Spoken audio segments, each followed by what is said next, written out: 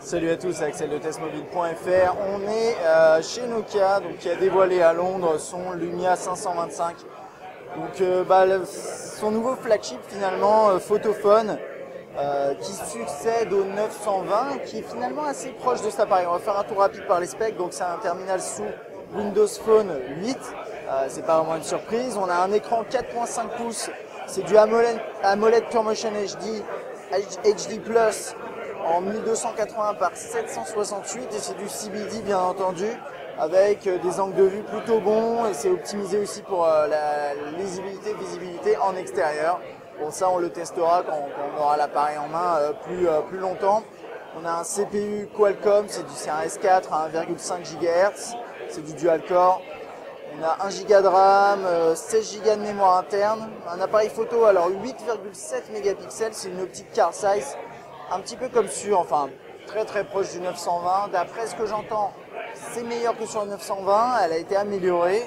C'est vrai qu'on l'a constaté, là on n'a pas la possibilité de vous montrer, mais on a testé de nuit et effectivement les performances de nuit ont l'air meilleures, notamment. Pour le reste, pour l'instant, on est encore un peu dans le flou. Et donc voilà, c'est une optique Carl Zeiss, donc il a bien sûr c'est 925, c'est 925 PureView, 8,7 mégapixels et on n'a pas de flash au xénon, on a un dual LED. Donc bon, ça c'est une petite déception, mais non, c'est un flash normalement à courte impulsion, hein, comme sur le 920, il n'y a pas de doute là-dessus. Donc ça devrait offrir quand même de bonnes performances. On a une caméra frontale 1,2 mégapixels, une batterie de 2000 mAh, chargement sans fil en option avec un accessoire, on va regarder ça juste après. Il fait 8,5 mm d'épaisseur et 139 grammes. Et c'est là où il y a vraiment un grand changement par rapport au 920, on va le voir juste après. Également, il sera disponible en plusieurs couleurs, donc il sera disponible là il est en gris, mais également en blanc et en noir, courant juin, aux alentours de 469 € nu en France, et vous aurez des accessoires à l'arrière. Donc je vais vous montrer ça. Voilà, on a des petits points ici. Bon, désolé pour l'alarme. On a des petits points à l'arrière qui permettent de connecter un accessoire pour faire du wireless charging, du chargement sans fil.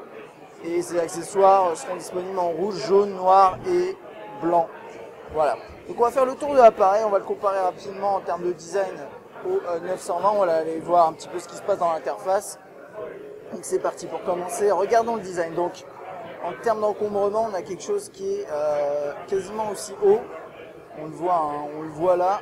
J'essaie de vous montrer ça. Quasiment aussi haut, un poil moins haut. Par contre, ce qui est vraiment intéressant, c'est l'épaisseur. Et là, on a une grosse différence. On voit qu'il fait quasiment moitié moins. Pas autant, hein, vraiment, mais il fait quand même beaucoup moins épais. Et surtout aussi, il est moins lourd.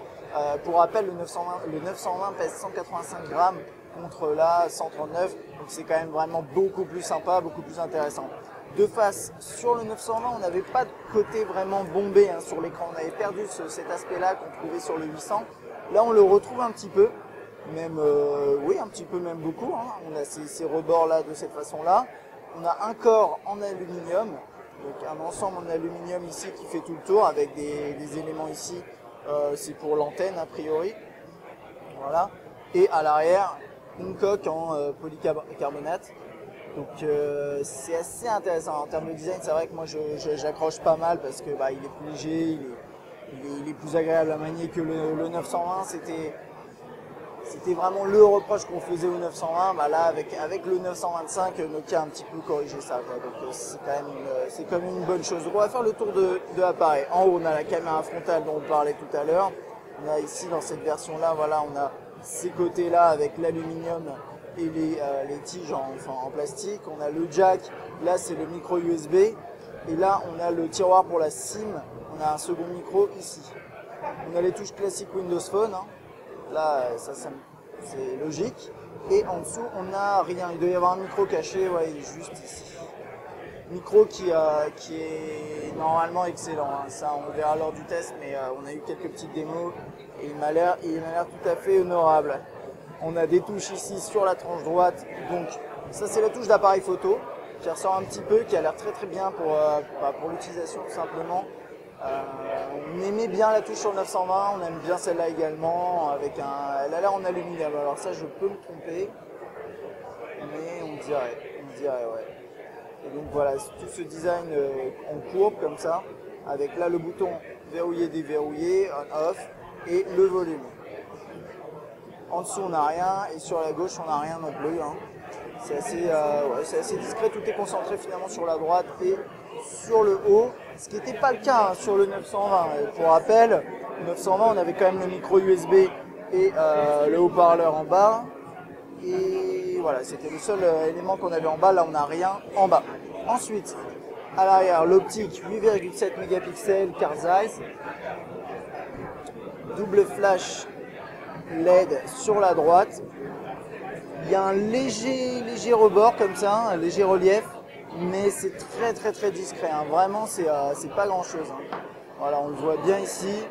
Ça fait 1 ou 2 mm, c'est rien du tout. Par contre, à mon avis, oui, effectivement, quand on le pose sur une surface, il doit bouger un petit peu, mais c'est pas non plus énorme. Et là, on a le haut-parleur juste ici, voilà. Vous n'aurez pas hein, tous ces petits trucs-là. Bon, tout ça, a priori, oui. Ok, je pense qu'on a fait le tour sur le design. Bah, moi, personnellement, j'accroche pas mal. Hein. Je vous l'ai dit au début. C'est un terminal qui... Il y a un autre truc que j'ai pas vérifié, c'est la largeur. Alors, attendez, on va vérifier ça tout de suite. Il a l'air d'être aussi large que le 920. Ok. Peut-être un petit peu moins large que le 920 a priori. Plus léger, un design tout aussi premium parce que finalement quand même le polycarbonate sur le 920, le 900, le 800, c'était quand même c'est une belle réussite. Là on a quelque chose qui est vraiment différent et personnellement je suis fan. Alors là en gris je le trouve un peu triste. C'est vrai que ça c'est un choix, hein. C'est le fait d'être parti sur l'alu, ils ont décidé d'abandonner le côté coloré mais vous pourrez la porter avec des coques. Alors les coques en question, j'en ai pas une sous la main, dans une autre de mes vidéos vous le verrez. Mais elle se connecte voilà, à ces petits connecteurs là et ça permet de faire du chargement sans fil. Je trouve ça un peu dommage que Nokia n'ait pas intégré. Alors, qu'est-ce qu'on a? Windows Phone 8. Donc, on va pas faire un tour complet, on va surtout s'attarder sur l'appareil photo, l'interface de l'appareil photo. Donc, rapidement, vous appuyez sur le bouton là, toc. Vous pouvez prendre une photo. Alors, attendez, voilà, je prends une petite photo. Clac. Vous revenez sur la gauche, vous avez votre cliché qui s'affiche. De nuit, encore une fois, j'ai testé et par rapport au 920, il a l'air d'offrir de meilleures performances. C'est-à-dire qu'il va être capable d'être un peu plus tolérant, encore plus que le 920. Le problème, c'est que j'ai l'impression quand même que les clichés sont assez bruités. Du coup, ça, c'est pas vraiment une surprise. Mais bon, on verra ça lors du test. Hein. On va pas juger encore maintenant là-dessus. Et donc, là, vous avez tout l'appareil photo. Ce qui est intéressant, en fait, finalement, sur cet appareil, parce qu'au-delà de Windows Phone 8 et du design, on a une application en plus qui s'appelle Nokia Smart Camera. Et ça, c'est une application qui arrivera courant de l'été sur tous les autres terminaux Windows Phone 8. Donc c'est un plus qu'on a aujourd'hui sur le 925, mais qu'on n'aura plus, entre guillemets, prochainement, puisque les autres terminaux sur Windows Phone 8 auront droit à cette application. Alors, qu'est-ce qu'elle contient? En fait, elle a plusieurs fonctionnalités. Vous avez la possibilité de prendre plusieurs photos, de créer ensuite des assemblages, d'enlever des éléments, de rajouter du motion blur, ce genre de choses. Donc vous avez, voilà, il y a un récap de tout ça, c'est pas si mal. Donc voilà, donc on a la possibilité de prendre plusieurs photos et de choisir ensuite la meilleure. On a Action, voilà, l'effet stroboscopique qu'on trouve notamment sur le One ou sur le S4. La possibilité de faire du motion blur avec le sujet en question, changer les visages, ça il l'appelle Perfect Faces, j'imagine. D'enlever des objets, enfin des éléments. Et c'est à peu près tout. On va voir si on peut l'utiliser. Ok. Donc ça va être un peu compliqué, je vais prendre des photos sur la gauche et je vais voir ce que ça donne.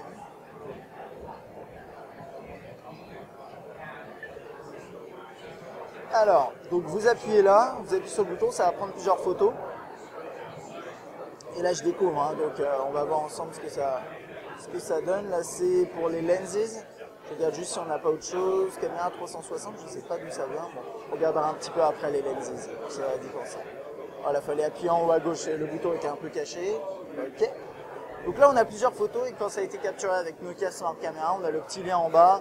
Bon, l'intégration n'est pas des plus réussies je trouve, mais bon, ça fonctionne. Vous appuyez dessus, ça va lancer l'application pour interpréter ces photos. Alors, on va commencer par Best Shot.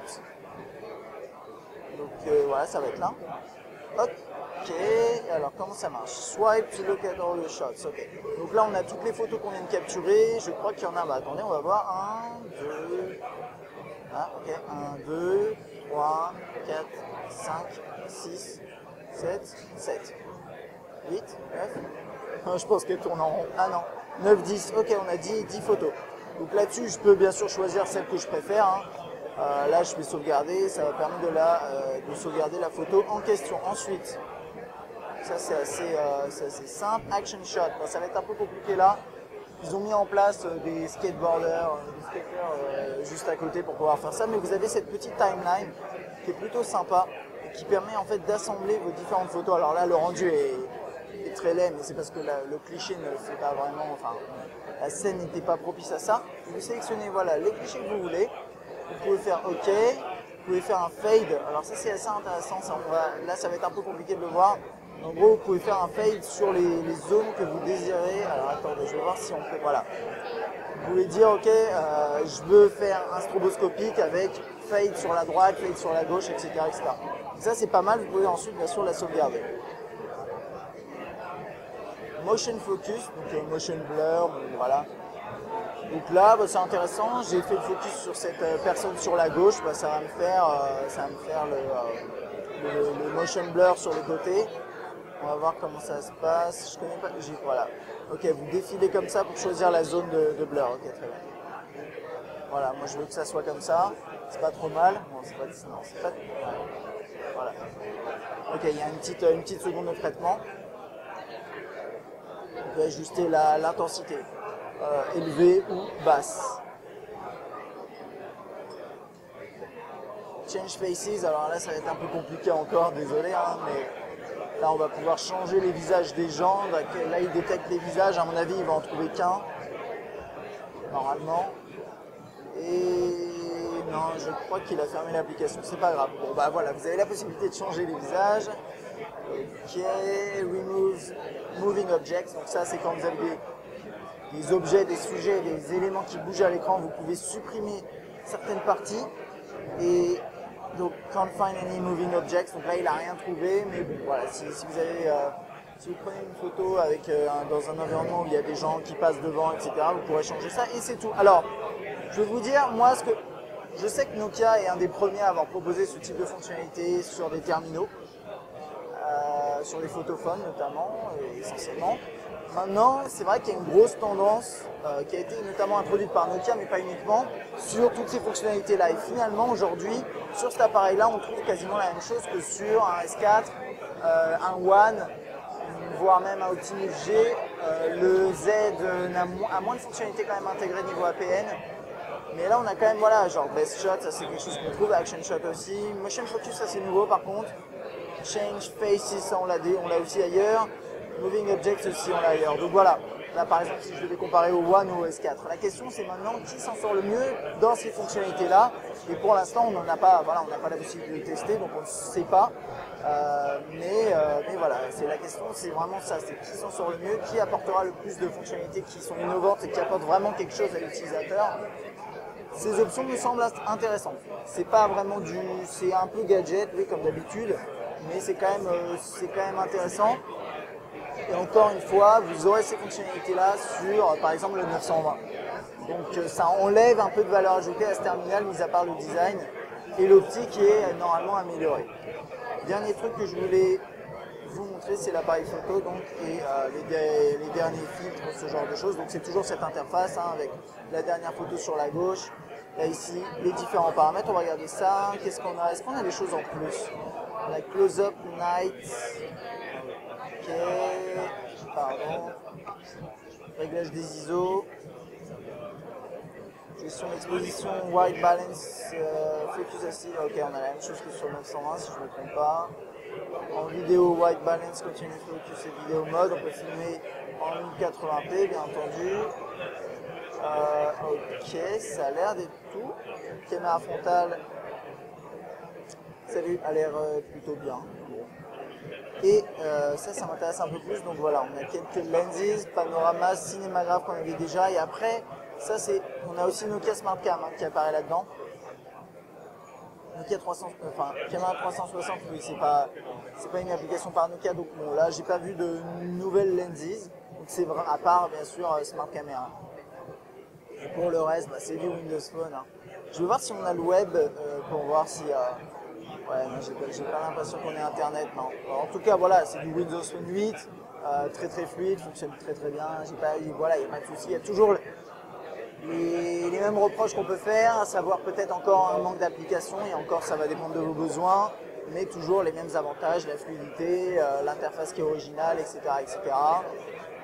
Et sur ces terminaux Lumia, on a bien sûr, bon là on a SmartCam en plus, on a Nokia Music, on a Nokia, enfin Here Maps, Here Transit, alors Transit c'est transport, Drive, ces éléments-là, et bon Cinémagraphe, je regarde s'il y a d'autres choses, non c'est à peu près tout. Donc voilà, niveau software, bon, en gros c'est Windows Phone 8 avec les ajouts Lumia plus SmartCam, mais qui sera un ajout qui arrivera aussi sur les autres terminaux Windows Phone 8. Et à côté de ça, on a la meilleure optique. Ce qui est le plus intéressant en fait sur ce terminal, et c'est ce qui fait que personnellement je suis un peu déçu de cet appareil, c'est que le design qui apporte vraiment un gros plus. L'appareil photo a l'air meilleur, mais en soi le 920 n'était pas mauvais en photo, il est même excellent.